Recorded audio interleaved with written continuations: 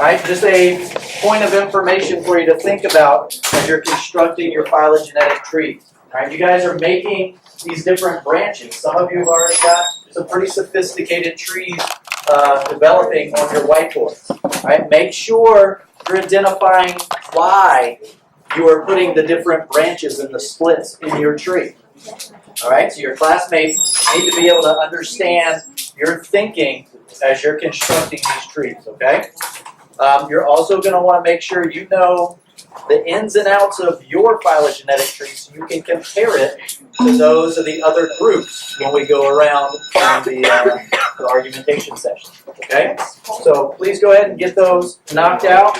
Like I said, 15 to 20 minutes, and we're starting the round robin session. So what are we looking at, So Matt? kind of what she was saying, right? So maybe if we look at rankings, we see that there are two very distinct groups within our 8 skulls or something, right? So we make a branch, right? Then maybe we realize, oh, within the large, right, there's something else going on, right? I don't know, brown eyes versus blue eyes. Right? Clearly you're not measuring it, right? And then you just kind of keep going and see how you can show which things are more closely related than others. Okay? Okay. All right? And now, again, the criteria that you use, that's totally up to you. All right? And that's based on your chart that you have there and also information in here.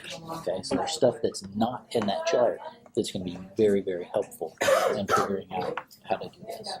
Okay? Goes away. Do you want us to Right? label That means, in terms of evolution, right, that characteristic wasn't selected. Not at that time, right? It was not at that time. And then we could do like vertical Then forehead. only you see on one way And then that the one's flat remaining forehead. specimens, right?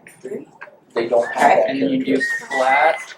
So if they don't have that characteristic, how can it show up again later?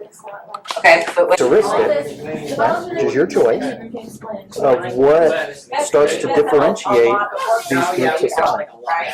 Right? Okay. So what's a particular characteristic in your chart that you might can use? Just snag one.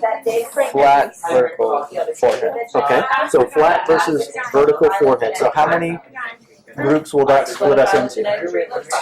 2, right? Because we have, what kind of foreheads do we have? Vertical and flat, right? So we would have hominids over here that have flat foreheads, right? And we have some hominids over here that have vertical foreheads. Right? Is that it? Are we done? No. No? Why not? Just shove a bunch of Yeah, because we've still got like 3 or 4 over on this side, and then another 3 or 4 over here that we need to split apart, right? Okay. So then we look within our flat hominids, right? Flat forehead group, and we need to find another characteristic that'll let us differentiate those species. So that you can start Okay. less misinformation, right?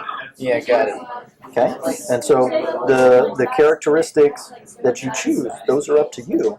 Right? But you need to have some sort of reasoning, some sort of rationale for why you're picking them. Right?